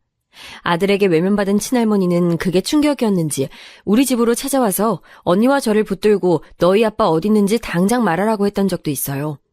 초등학생 자매였던 우리는 너무 무서워서 울고 있었고 그걸 본 옆집 아주머니께서 데리고 집으로 들어가셨죠. 이 계기로 아빠는 우리를 데리고 다른 동네로 이사까지 갔고 친가와는 그렇게 연락이 끊겼습니다. 아빠는 매우 바쁜 사람이었는데 그래도 저와 언니에게 다정하고 지원도 많이 해주셨어요. 엄마는 간호사여서 교대 근무를 했는데 아빠가 너무 바빠서 집에서 잠만 자야 하는 시기에는 엄마가 휴일이면 와서 언니와 저와 같이 집에서 밥을 먹기도 했습니다. 그렇게 이혼했지만 저는 그래서 일부러 남들에게 우리 부모님이 이혼했다는 사실을 알리지 않았어요. 마음만 먹으면 언제든지 엄마와 통화하거나 만날 수 있었고 아빠도 엄마도 서로 아직 사랑하는 것을 알고 있었으니까요. 엄마는 신내림은 받지 않았지만 유난히 남들보다 촉이 발달한 사람입니다. 그래서 꿈자리가 흉흉한 날엔 언니와 저에게 꼭 조심하라고 알려주기도 하셨어요. 엄마의 이런 촉은 저도 소름이 돋을 정도였는데 예를 들어 우리 친언니가 미술 전공을 해서 대학에 실기시험을 보러 가던 날이었어요. 아빠가 하필 일 때문에 바쁜 날이라 고등학생이던 제가 언니 시험에 따라갔는데 엄마가 아침에 전화가 와서 받았더니 저와 언니에게 꼭 지하철을 타라고 했습니다. 우리는 아빠가 준 용돈으로 택시나 버스를 이용하려고 했는데 엄마는 무조건 땅속에 있는 지하철을 타라고 하셨어요. 꿈속에서 큰 사고를 봤다고 조심하라고 하며 엄마가 근무 끝나면 데리러 갈 테니 대학에서 나오지 말고 그대로 가만히 있으라고 하셨죠. 그리고 그날 어떻게 됐는지 아세요? 실제로 제가 언니와 타고 가려고 했던 버스가 사고가 났습니다. 심지어 택시와 일반 자동차도 다 엮여있던 아주 큰 사고였고 7중 추돌 사고였어요. 사고도 사고지만 만약 우리가 지하철을 이용하지 않았다면 사고 처리 때문에 차가 심하게 막혀서 제 시간에 도착하지 못할 뻔했었죠. 그 사고 지점이 하필이면 터널이라 수습하고 나면 이미 실기시험이 끝난 후였을 거랍니다. 이렇게 엄마는 촉이 좋지 않다고 언니와 저에게 1년에 한두 번 말씀해 주셨는데 그럴 때마다 언니와 저는 큰 도움을 받았어요. 그러다 제가 고등학교 3학년 봄에 우리 집에 예상치 못한 일이 일어나게 됐어요. 바로 아빠가 일하시다 그만 과로와 스트레스로 쓰러지게 됐습니다. 학교에서 공부하다 선생님이 급하게 저를 부르셔서 가봤더니 당장 병원에 가라길래 울면서 병원에 도착했어요. 이미 엄마와 언니는 와 있었고 아빠는 정신도 차리지 못하고 누워 있었습니다. 일하다 쓰러진 아빠는 정확한 원인이라도 알면 좋겠는데 그저 과로가 원인인 것 같았고 병원에 입원해서 경과를 지켜봐야 했어요. 그래서 우리 집으로 엄마가 와서 많이 도와주셨는데 아무래도 거리가 있고 엄마도 일하고 있으니까 완벽하진 않았죠. 집안일이야 제가 하면 되는데 문제는 경제적 문제였어요. 언니가 대학생이었는데 미술 전공이라 들어가는 돈이 매우 많았습니다. 아빠는 갑자기 쓰러지신 거라 병원비로 그동안 모았던 적금을 깨고 버티고 있었죠. 저는 그걸 보고 그냥 대학을 포기해야겠다고 생각하고 언니와 엄마에게 말했어요. 언니는 제 말을 듣고 울고 엄마는 저에게 그래도 대학에 가고 싶으면 가라고 했는데 아무리 생각해도 제가 가지 않는 게 가장 우리 집에 훨씬 좋아 보였습니다. 그래서 고등학교를 졸업하고 바로 중소기업에 입사했어요. 거기서 회계 관련 일을 하게 됐는데 다행히 언니들이 저를 잘 챙겨줘서 생각보다 잘 적응할 수 있었습니다. 사회생활을 생각보다 빨리 시작했지만 그래도 배운 게 참 많았어요. 돈을 버니까 언니 등록금도 대주고 엄마한테 용돈도 줄 수 있어 기뻤습니다. 물론 그럴 때마다 언니와 엄마는 저보고 돈을 주지 말라고 했지만 저는 그동안 막내라 사랑을 받고 자랐으니 그 정도는 해주고 싶었어요. 그렇게 1년이 지나자 아빠는 다행히 회복해서 퇴원하고 집으로 올 수 있었는데 회사는 다니지 못하셨어요. 일상생활은 가능했으나 직장에 다니거나 그러진 못하셨죠. 친가와 아예 인연을 끊었지만 왜 재혼하지 않았는지 궁금하지 않으세요? 사실 저는 제가 그 당시에 너무 궁금했습니다. 엄마와 아빠는 사이도 좋은데 왜 다시 재혼하지 않는 걸까 궁금해서 물어봤는데 엄마는 나중에 제가 성인이 되고 한 23살쯤에 말씀해 주셨어요. 외할머니가 엄마가 재혼하면 우리에게 해가 될 수도 있는 사주라서 그냥 그렇게 서류상이라도 떨어져 사는 게 좋다고 했다고 합니다. 남들한텐 그런 게 어딨냐 싶을 수도 있는데 일단 우리 가족들은 당장 외할머니가 무당이고 엄마도 촉이 남다르니까 그런 미신이라도 함부로 넘길 수가 없더라고요. 그래서 우린 그렇게 성인이 돼서도 엄마와 여전히 연락하고 부모님 사이도 좋았습니다. 그러다 저는 처음 입사하고 근무했던 중소기업을 퇴사하고 중견기업으로 이직을 하게 됐어요. 첫 회사는 집과 가까운 경기도에 있던 회사였는데 운 좋게 서울에 있는 중견기업에 합격하게 되어 이직하고 거기서 지금의 남편을 만나게 됐습니다. 남편은 대학을 못 나온 저와 달리 서울에 있는 4년제 대학도 나왔고 굉장히 똑똑한 사람이었어요. 서로 좋은 마음을 가지고 연애를 시작했는데 몇 년 사귀니까 금방 결혼 정년기가 됐습니다. 저는 결혼하고 싶은 마음은 있었는데 선뜻 먼저 말을 꺼내진 않았고 남자친구가 얘기를 꺼내도 그냥 웃고 넘겼어요. 당연히 싫어서가 아니고 저는 우리 가족에 관한 얘기를 어디까지 해야 할지 몰랐습니다. 사실 그때 친언니가 4년 만난 남자친구와 결혼하려고 했는데 남자친구 쪽 부모님이 반대해서 헤어졌었거든요. 이유는 바로 우리 가족이 이혼 가정이라는 이유였어요. 저도 몇 번 봤던 언니 남자친구였는데 그렇게 집안 반대로 시작도 못하고 헤어진 것을 보니까 겁이 많이 났습니다. 언니는 파혼의 충격으로 다니던 직장도 그만두고 한동안 너무 힘들어했고 그 모습을 본 부모님도 마음 아파하셨거든요. 그래서 저도 모르게 결혼 얘기가 나오면 방어적으로 대했고 그걸 나중엔 남자친구가 오해해서 자기와 결혼하기 싫냐고 물어보기까지 했습니다. 결국 전 우리 가족의 얘기를 사실대로 터놓게 됐어요. 그래서 그때 부모님은 이혼하셨고 그 뒤로 쭉 이렇게 지내게 됐어. 만약 당신이 이런 우리 가정이 이해되지 않는다면 부모님에게 말씀드리기 전에 정리하자. 아니 지선아, 그게 무슨 소리야. 난 네가 이런 사연이 있는 줄 몰랐어. 그리고 난 네가 어떤 가정 환경에서 자랐든 중요하지 않아. 일단 부모님께 내가 잘 말씀드릴 건데 너무 걱정하지 마. 우리 부모님 그럴 분들 아니셔. 사실 남자친구를 보며 어떤 환경에서 자라면 저렇게 사람이 긍정적이고 다정할 수 있을까 생각했던 적이 한두 번이 아닌 저는 살짝 기대하기 시작했습니다. 물론 반대하시면 어쩔 수 없다는 마음도 당연히 가지고 있었죠. 며칠이 지나고 남자친구는 저에게 부모님이 사람이 중요한 거라며 일단 얼굴이나 보자고 하셨다고 전했어요. 그래서 바로 부모님을 뵈러 갔는데 가기 전날에 얼마나 떨렸는지 모르겠습니다. 백화점에 가서 몸에 좋다는 홍삼도 구매하고 꽃까지 챙겨서 부모님을 뵈러 갔는데 예상보다 굉장히 따뜻하게 저를 맞이해 주셨어요. 남자친구는 형제 중 장남이었는데 그래서 이런 자리가 처음이라 떨려서 밤에 잠도 자지 못했다고 하셔서 저도 그랬다고 하니까 금세 분위기가 풀어졌습니다.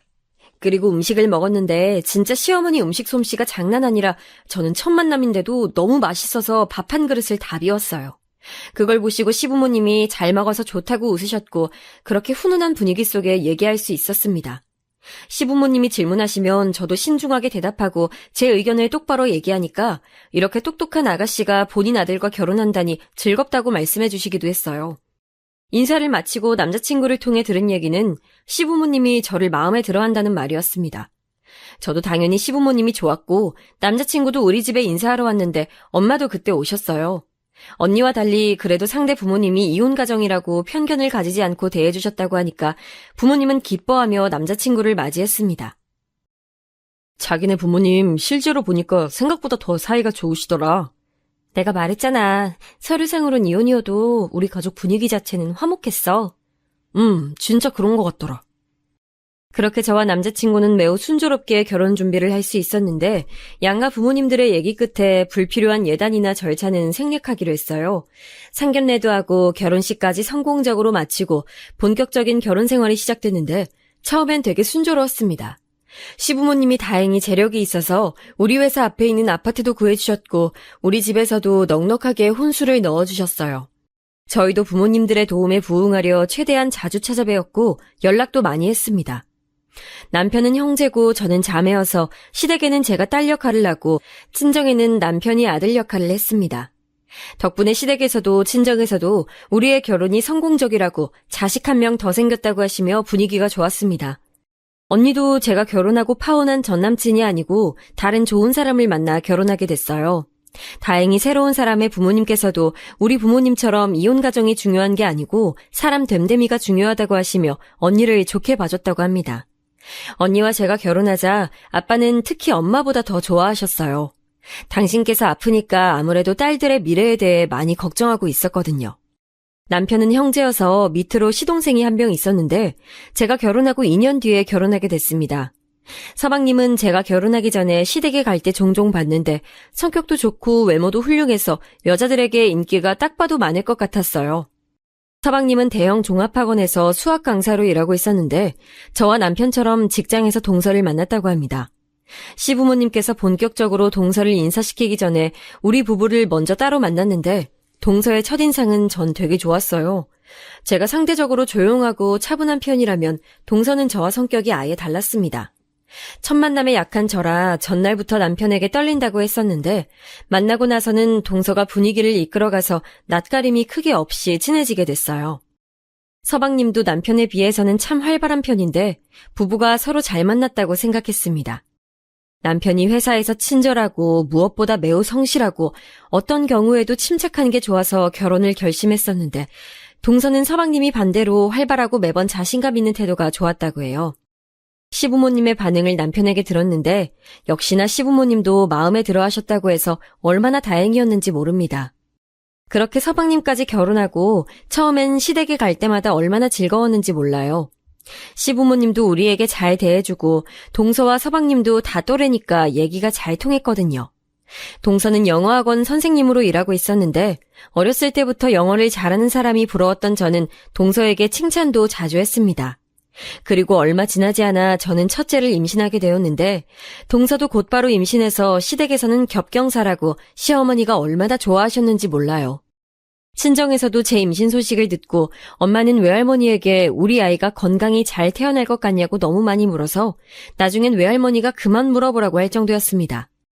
동서와 임신 기간이 겹쳐서 자연스럽게 둘이 얘기도 많이 하고 서로의 집도 놀러 가면서 더욱 친해질 수 있었어요. 어차피 가족이니까 서로의 집에 가면 마음이 편했고 다 아는 사람이니 즐겁게 얘기할 수 있었습니다. 다만 동서는 입덧이 전혀 없었는데 제가 입덧이 너무 심해서 그게 고통이었어요. 심한 입덧 때문에 저는 버스를 탈 수도 없었고 업무를 하다가도 자주 화장실에 가서 그게 참 민망하더라고요. 제 몸 상태도 그렇지만 회사에 폐를 끼칠 순 없으니 그렇게 퇴사하게 됐습니다. 남편과 시부모님도 무조건 제 몸이 우선이라고 많은 배려를 해줬는데 특히 시어머니는 제가 갈비찜을 유난히 좋아하는 걸 알고 집에 갈비찜을 얼마나 많이 가져다 주셨는지 몰라요. 시아버지도 저에게 남편 몰래 쓰라고 용돈도 크게 주셔서 전 다른 건 몰라도 결혼만큼은 누구 하나 부럽지 않을 정도로 잘했다고 생각했습니다. 다행히 입덧은 요란했었지만 출산은 큰 무리 없이 순산할 수 있었어요. 의사의 반대에도 저는 자연분만을 고집해서 낳았는데 너무 다행히 저도 아이도 건강했습니다. 친정에 가서 산후조리를 하고 우리 집으로 왔는데 그때부터 특히 동서와 같이 공동육아를 하게 됐어요. 동서는 아들을 낳고 저는 딸을 낳았는데 개월수가 비슷해서 말이 잘 통했습니다. 그런데 아이들 나이가 100일이 지나가고 점점 커가면서 동서와의 만남이 그렇게 달갑지 않았어요. 일단 저와 아이를 키우는 양육 방식의 차이가 컸는데 우리 부부는 남편도 그렇고 저도 그렇고 아이들 발달에 크게 신경을 쓰는 편이 아니었습니다. 관심이 없는 것은 절대 아니고 만약 아이가 좀 늦게 걷거나 말이 늦어도 크게 스트레스 받지 말고 사랑을 많이 주며 키우자고 무엇보다 인성이 제일 중요하다는 주의였죠. 그래서 저는 개월수에 맞는 발달 과정도 제대로 알지 못할 정도로 그냥 먹는 것에 신경 쓰고 또 보건소에 가서 맞아야 하는 필수 접종만 챙기기 바빴습니다. 다행히 우리 딸은 발달이 빠른 편이라 돌전에 걸었는데 동선의 아기는 돌 때도 걷지 못했어요. 저는 그냥 자연스러운 현상이니 너무 신경 쓰지 말고 언젠간 다 걸을 거니까 스트레스 받지 말라고 했는데 동선은 눈에 띄게 상심했죠. 너무 티가 나니까 시부모님도 앞에서 동선의 아기를 많이 칭찬하고 저도 아이가 뭐만 하면 똑똑하다, 영리하다 남발을 했어요. 하지만 우리 딸이 말도 더 빨리 했고 동선의 아기는 우리 딸의 개월수가 되었을 때 말을 하지 못했습니다. 동서는 그 이후로 더 아이 교육에 집착하기 시작했는데 특히 본인이 영어 강사니까 아직 한글도 떼지 못한 아이에게 영어를 주입하기 시작했어요. 다른 건 몰라도 영어만큼은 우리 아기에게 지기가 싫었는지 3살인 애한테 영어로 말 거는 걸 보고 저는 속으로 얼마나 놀랐는지 모릅니다. 그래도 그럴 수 있다고 생각했어요. 모든 엄마는 자기 아이가 천재인 줄 아는 게 당연한 거고 저도 우리 딸이 제 눈에는 천재고 박사였으니까요. 그래도 겉으론 티내지 않고 시댁 식구들도 나서서 서방님 아이를 치켜 세우니 동서 마음이 좀 풀렸던 것 같습니다. 그리고 전 둘째를 바로 가져서 2살 터울에 둘째 딸을 낳았고 동서도 둘째로 딸을 낳았는데 우리 둘째보다 1살 아래였어요. 첫째들은 그래도 나이가 똑같으니 비교가 이해됐지만 둘째는 터울이 14개월이 나는데도 동서는 아이 발달에 대해 비교하기 시작했습니다. 어머, 형님, 서윤이도 지윤이처럼 빨리 걷네요? 무슨 방법이라도 있으세요? 딱히 다른 방법은 없고 그냥 키우지 뭐. 동선의 둘째도 빨리 걸을 거야. 원래 여자애들이 남자애들보다 어릴 때 발육이 빠르잖아. 너무 걱정하지 마. 만날 때마다 제가 따로 어떤 좋은 방법을 알고 있는 건지 묻는 동서가 저는 점점 불편해졌어요. 그래도 가족이니까 최대한 겉으로 티를 내진 않았죠. 시부모님도 눈치채시고 일부러라도 동서가 있을 땐 우리 아이들의 발육 상태에 대해 칭찬하지 않으셨습니다. 그러다 사건이 하나 터지게 됐는데 바로 우리 부부와 서방님 부부의 첫째 자식들의 초등학생 때였어요. 그렇게 사교육에 관심이 많지 않았던 저와 남편은 아이가 친구들과 비교했을 때 말이 빠르고 잘한다는 것은 알았어도 영재라고 생각하진 않았습니다. 그런데 7살 초반에 유치원 선생님에게 진지하게 연락이 왔었어요. 어머님, 지윤이 영재학교에 보내도 되실 것 같아요. 한번 학원이라도 알아보세요. 사실 저는 저 전화를 받고도 진지하게 생각하지 않고 그냥 선생님이 우리 딸을 참 좋게 봐준다고만 생각했습니다. 그런데도 제가 그냥 별다른 행동을 취하지 않자 이번엔 원장님이 남편에게 연락해서 원으로 오라고 했어요. 이렇게까지 싶었는데 유치원 선생님들은 우리 첫째가 공부에 재능이 있는 게 확실하다고 무조건 검사라도 받아보라고 하셨습니다. 이때 남편과 저는 고민에 빠지게 됐는데 검사를 받았는데 만약 영재가 아니라면 그땐 상관없지만 영재라면 그땐 어떡하지 생각이 들었어요. 물론 아이가 똑똑하다니까 엄마로선 좋았는데 그거와 달리 저와 남편은 그냥 일반 학교로 진학하게 하고 싶었거든요. 여러분들은 어떻게 생각하세요? 우리 부부는 다행히 이런 부분에서 같은 마음이었는데 만약 영재여도 대한민국에 얼마나 많은 영재가 있는데 거기 갔다가 괜히 상처를 받을 수도 있고 어릴 때만 영재일 수도 있잖아요. 그래서 아이의 나중을 위해서라도 보내지 않는 것이 나을 수도 있다고 생각했습니다. 원장님은 그 얘기를 듣더니 충분히 이해한다고 그래도 학습 발달 검사는 받아보자고 하셔서 결국 받게 됐는데 이걸 다행이라고 불러야 할까요? 우리 첫째 아이는 전국에서 내로라 하는 영재는 아니었어요. 물론 또래보다 영리한 것은 맞았지만요. 그래서 남편과 저는 그냥 아이를 일반 학교에 보내게 됐습니다. 서방님 부부와 우리 부부는 꽤 가까운 거리에 살았는데 그래서 첫째들은 같은 초등학교로 가게 되었죠. 유치원은 동서가 영어 유치원에 보내서 달랐는데 같은 초등학교를 보내다니 저는 최대한 동서와 잘 지내고 싶었습니다. 그래서 먼저 연락해서 아는 정보도 공유하고 학원도 어디 다닐지 동서에게 많이 물어봤어요. 제가 동서에게 그렇게 문의하니까 동서도 저와 얘기가 통한다고 생각했는지 서로 연락을 많이 하게 됐습니다. 그러다 아이들 학교에서 영어 말하기 대회가 있었는데 우리 첫째가 거길 나가고 싶다는 거예요. 아이가 하고 싶다니까 저와 남편은 최대한 지원을 많이 해줬고 동서 말을 들어보니 동서 아들도 같은 대회에 나간다는 말을 들었습니다. 그리고 당일이 됐는데 저와 동서는 같이 아이들을 응원하러 갔어요. 남편들은 바쁘니 엄마들이 갔는데 거기서 사건이 일어나게 됐어요. 눈치채신 분들도 있으실 텐데 그 말하기 대회에서 우리 딸이 대상을 탔습니다. 동서 아들도 상을 탔는데 그냥 본상이라고 참가상 비슷한 것을 받았어요.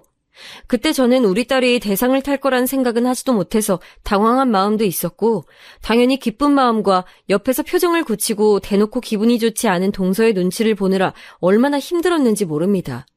최대한 분위기를 풀어보려고 혼자 말을 하며 아이들 챙기랴 동서에게 말 거느라 고생했어요. 우리 애들 진짜 고생 많았다. 그동안 열심히 준비했잖아. 준혁이도 고생했어. 축하해.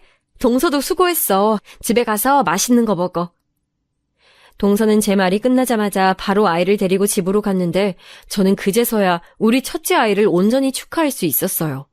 아이가 좋아하는 초코 케이크도 사고 평소에 그렇게 먹고 싶어 하던 젤리도 한 상자를 사서 집으로 갔습니다.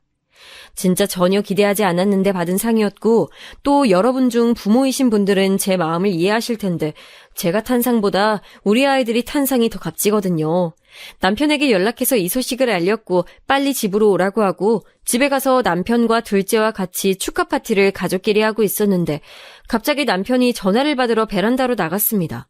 10분이 지나도 들어오지 않아서 제가 아이들 보고 아이스크림 먹고 있으라고 하고 베란다로 갔더니 상당히 곤란한 표정으로 전화를 받다가 끊더라고요. 여보, 왜? 회사에서 연락 온 거야? 급한 일이면 가봐.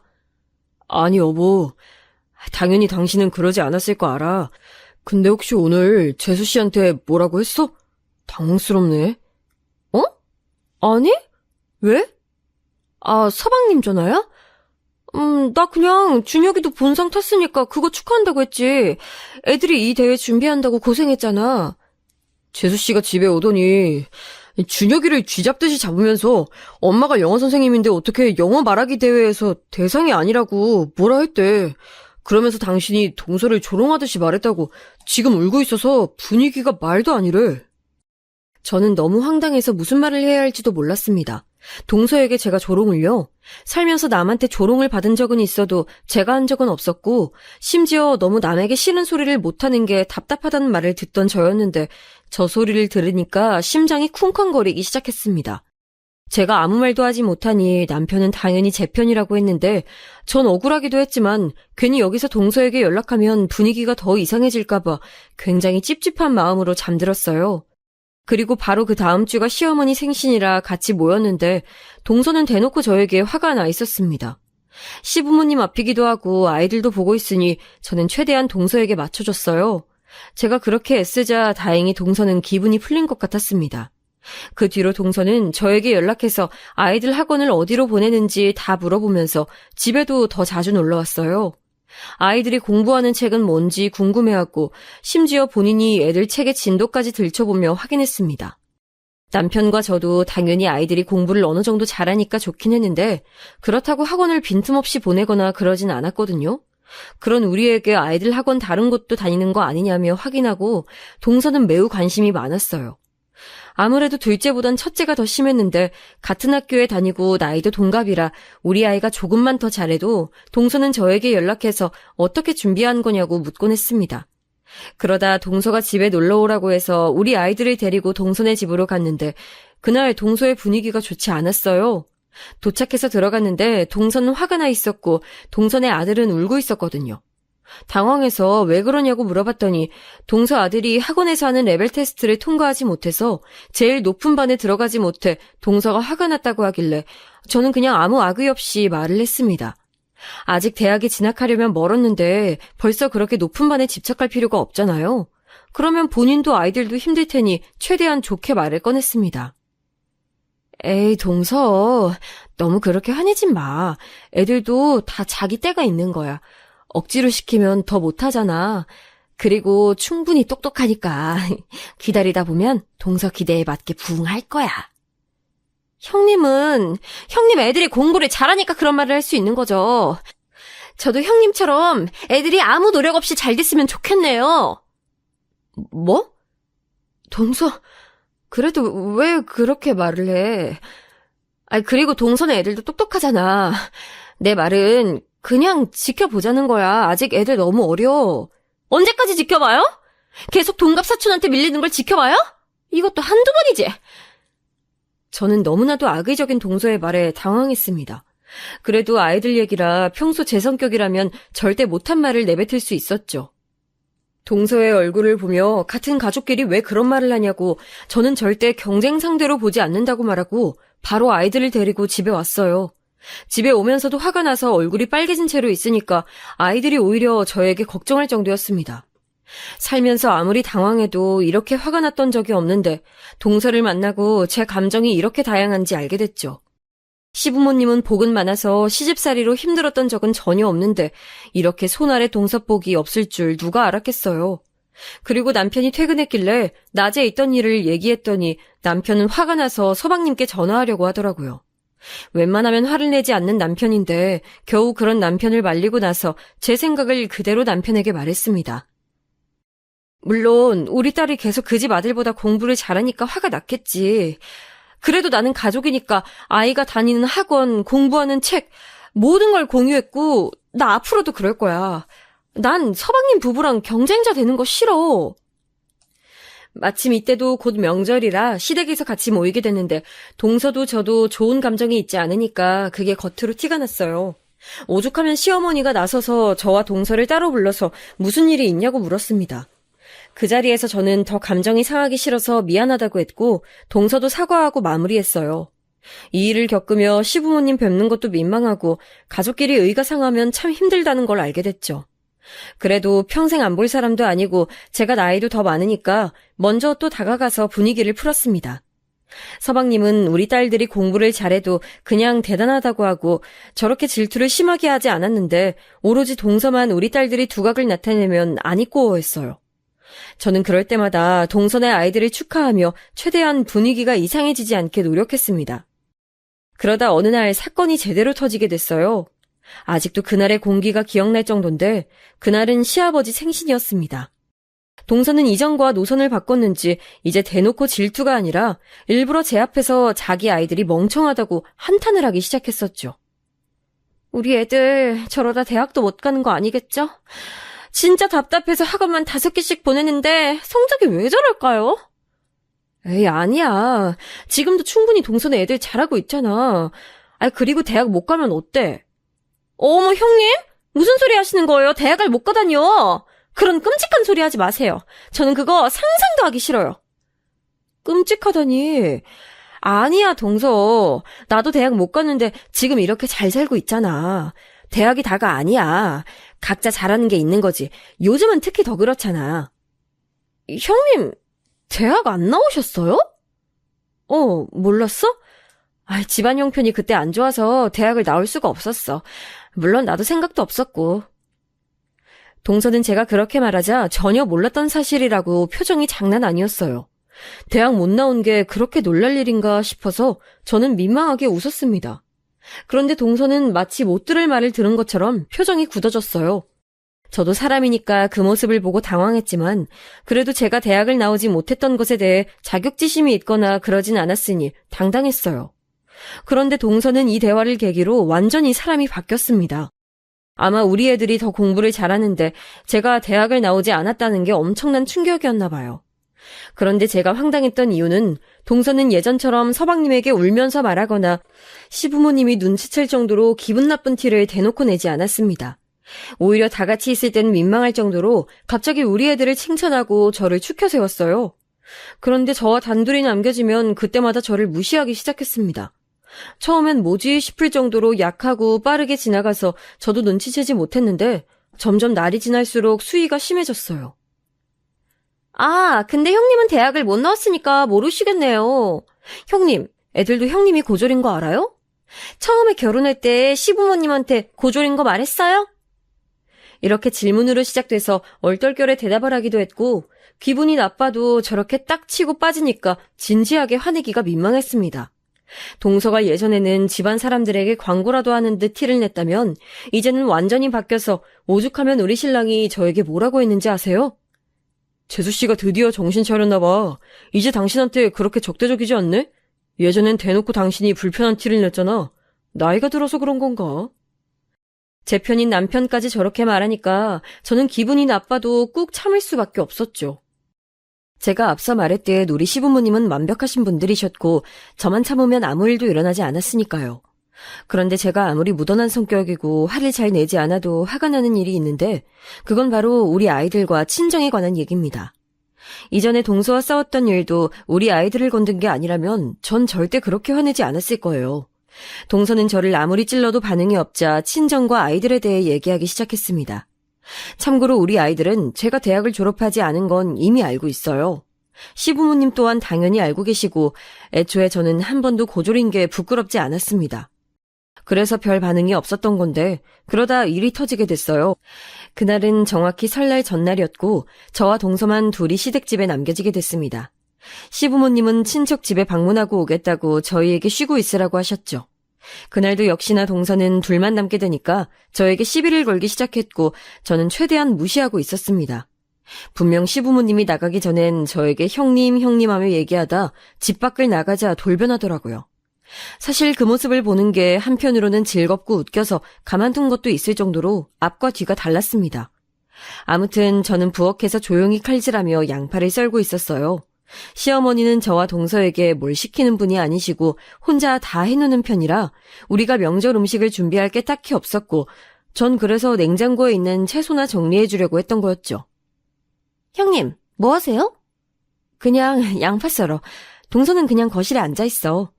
아, 형님, 근데 제가 궁금한 게 있어요. 혹시 형님은 원래 그렇게 무식했어요? 양파 그렇게 썰면 눈 매워요. 대학 가셨으면 이런 거 아셨을 텐데. 아, 웃겨. 동서는 저렇게 말하더니 갑자기 혼자 배를 부여잡고 웃기 시작했습니다. 저렇게까지 해야 하나 싶은 마음에 어이가 없어서 무시했는데 동서는 제가 반응이 없자 수위를 높여 공격했어요. 무시가 답이라고 생각했는데 동서는 제 반응을 어떻게든 끌어내고 싶었나 봅니다. 그런데 혹시 형님 애들 대학 못 가면 그거 형님 때문이죠? 형님 중학교 때까지는 공부 잘하다가 고등학교 올라가고 성적 확 떨어지는 애들 많대요. 형님 딸들도 그러면 어떡해요? 근데 아주버님은 어디서 만나셨어요? 처음부터 대학 못 나온 거 말했어요? 동서가 말할 때마다 저는 전혀 대답하지 않았는데 그게 화가 났는지 동서는 선을 넘고 말았습니다. 일부러 무시하는 제가 안 입고왔는지 급기야 부모님을 건들기 시작했어요. 아, 근데 형님, 혹시 부모님이 이혼했다고 들었는데 아무래도 가정환경이 대학 진학할 때 많이 중요하죠? 여러분, 저는 참을 만큼 참았다고 생각해요. 애들을 건드는 것도 당연히 참을 수 없지만 더 참을 수 없는 건 바로 우리 부모님을 건드는 거랍니다. 결혼할 때 친언니가 이혼 가정이라는 이유로 파혼까지 했던 터라 더 이혼 얘기에 민감한 저였는데 저 말을 하니 참을 수가 없었어요. 칼질을 하다 뚝 멈추니 동서는 자기가 이겼다는 듯 웃음을 짓기 시작했습니다. 제가 그동안 상대할 가치가 없어서 무시했더니 그게 본인이 이긴 줄 알았던 것 같아요. 제가 부처도 아니고 더 참을 순 없어서 전 동서에게 이리 오라고 손짓을 하고 귓가에 조용히 속삭였더니 동서가 얼굴이 하얗게 질렸습니다. 동서, 우리 부모님이 이혼한 이유가 뭔지 알아? 우리 엄마가 앞으로 일어날 안 좋은 일을 누구보다 잘 보는 무당이거든. 외할머니도 무당이고 우리 집이 대대로 신기가 있어서 그걸 알고 친가에서 무섭다고 난리쳐서 이혼했어. 근데 동서네 엄마 이번 주에 몸 조심하라고 전해드려. 큰일 날 것 같네. 사실 마지막에 한 말은 그냥 지어낸 거였어요. 너무 화가 나서 내뱉은 말이었는데 동서는 얼굴이 하얗게 질려서 눈을 동그랗게 뜨고 입을 다물지 못했습니다. 전 멍하게 서 있는 동서를 두고 썬 양파를 용기에 담아 냉장고에 넣고 여유롭게 텔레비전을 보기 시작했어요. 그날은 덕분에 더 막말을 듣지 않았는데 집으로 와서 이렇게 쉽게 물리칠 거였으면 그냥 미리 시도할 걸 후회까지 할 정도였습니다. 그리고 전 사실 제가 저렇게 말했던 것도 잊고 있었어요. 근데 우연히 겹친 건지 동서 친정엄마가 실제로 교통사고가 나게 됐습니다. 물론 제가 말한 것처럼 심하게 다친 건 절대 아니었고 운전하다 보면 흔히 당하는 접촉사고였어요. 저도 경험해본 그런 가벼운 사고였는데 동서는 그 일이 일어나자 제 발이 저린 건지 저에게 연락해서 화내기 시작했습니다. 형님, 지금 저주하신 거죠? 어떻게 그럴 수 있어요? 아니 저주라니. 동서 말을 무슨 그렇게 해? 참, 동서 막내딸이나 걱정해. 동서 뒤로 병원 보인다. 물론 이번에도 그냥 던진 말입니다. 저는 동서가 아무리 우리 아이들을 건드려도 절대 그쪽 집 아이들을 욕하거나 뭐라 한 적은 없는데 저도 당하고 있을 수만은 없잖아요. 그래서 그냥 던진 말인데 이번에도 공교롭게 동서네 딸이 심한 감기에 걸려서 입원까지 했더라고요. 사실 아이들은 면역력이 약해서 감기에 자주 걸리는데 그냥 제가 봤을 땐 우연히 겹친 건데 동서는 제가 저주를 내렸다고 화를 내다 급기야 딸까지 아프니까 저에게 전화해서 울기 시작했습니다. 이중인격도 아니고 어떻게 저렇게 인간이 바뀔 수 있는지 궁금할 정도였죠. 형님, 용서해주세요. 제가 잘못했어요. 우리 가족 그만 괴롭혀요. 마치 제가 가해자로 착각이 드는 말로 용서해달라고 하니 당연히 저는 화가 났습니다. 본인 가족은 소중하고 우리 가족을 건드는 건 아무렇지 않았나 봐요. 괘씸해서 아무 말도 하지 않고 끊었고 그 뒤로 연락을 받지 않았습니다. 그런데 하늘도 그런 동서를 용서하고 싶지 않았던 건지 급기야 동서 친정언니가 길 가다 크게 넘어져서 입원했다는 소식을 들었어요. 사실 동서네 집에 일어난 일들은 충분히 일어날 수 있는 일들인데 동서는 제가 저주를 내려 그렇다고 생각했는지 급기야 서방님에게 이혼하자고 했다고 하더라고요. 자기는 저와 같이 가족을 할 수 없다고 서방님에게 이혼을 요구했다는 소리를 남편에게 전해 들었는데 저는 그 소리를 듣고 시부모님을 찾아가 그동안 있었던 일을 다 말하기 시작했습니다. 제가 얘기를 끝내자 시부모님은 당연히 당황하셨고 남편은 왜 이제 얘기하냐고 분노하기 시작했죠. 서방님에게 남편이 화가 나서 전화했더니 서방님도 당황하더라고요. 그리고 나중에 결국 진짜로 이혼하게 됐는데 이유는 바로 동서의 잘못이었습니다. 저도 전해 듣고 깜짝 놀랐는데 동서는 그동안 아이들에게 공부에 대한 압박을 많이 줬더라고요. 매일 공부하라고 하고 원하는 성적이 나오지 않으면 아이들에게 밥도 주지 않았고 그것 때문에 서방님과 다툼이 잦았다고 합니다.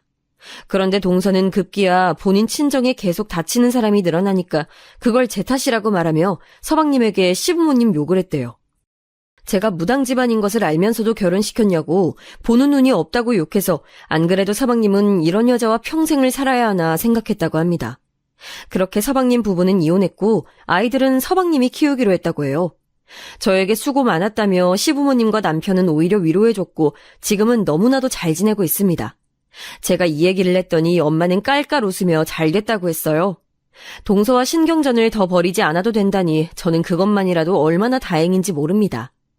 이혼하며 재산 분할 과정에서 법정 싸움까지 갔다고 들었는데 결과적으로 서방님은 손해 없이 마무리했다고 전해줬어요. 서방님은 그래도 그동안 봤던 정이 있으니 변호사를 써서 끝이 더럽게 끝내고 싶지 않았는데 동서가 끝까지 손해는 하나도 보지 않으려고 해서 결국 동서는 아이도 못 데려가고 재산도 받지 못했습니다. 이혼하면서 동서 친정에 주고 있던 용돈도 없어지니까 동서네 친정 부모님이 서방님에게 전화해서 종일 일도 못하게 괴롭히고 했나 봐요. 나중엔 서방님이 질려서 아예 다 차단까지 할 정도였죠. 그래서 오히려 서방님은 저에게 이런 여자와 평생을 살 뻔했다고 고맙다고 했습니다. 무당 집안이라는 게 때론 우리를 힘들게 할 때도 있었지만 이렇게 좋은 일도 가져다 주는 것을 보고 무슨 일이든 생각하기 나름이라고 생각하게 됐습니다. 제 사연은 여기까지입니다. 남편과 이 얘기가 나오면 웃겨서 웃음을 참을 수가 없는데 여러분은 어떻게 들으셨는지 모르겠어요. 남편은 저에게 외할머니가 저 몰래 부적이라도 쓰신 거 아니냐고 하던데 여러분은 어떻게 생각하세요? 아니면 혹시 자식이라면 끔찍하게 생각하는 우리 엄마의 도움일까요? 뭐가 됐든 사연을 들으시며 한 번이라도 웃으셨으면 그걸로 됐습니다. 우리 가족은 다행히 아무 탈 없이 지내고 있고요. 앞으로도 큰 탈 없이 살도록 정직하게 살 거예요. 자기가 한 일은 다 자기에게 돌아온다고 하잖아요. 저는 그 말을 믿습니다. 그래서 아이들에게도 말을 예쁘게 하라고 하고 있어요. 저렇게 크고 작은 일이 다 본인에게 돌아오거든요. 우연히 겹친 게 과연 우연일까 싶기도 하고 참 재밌는 일이었습니다. 제 사연 들어주셔서 감사합니다. 추운 겨울 따뜻하게 보내시길 바라요.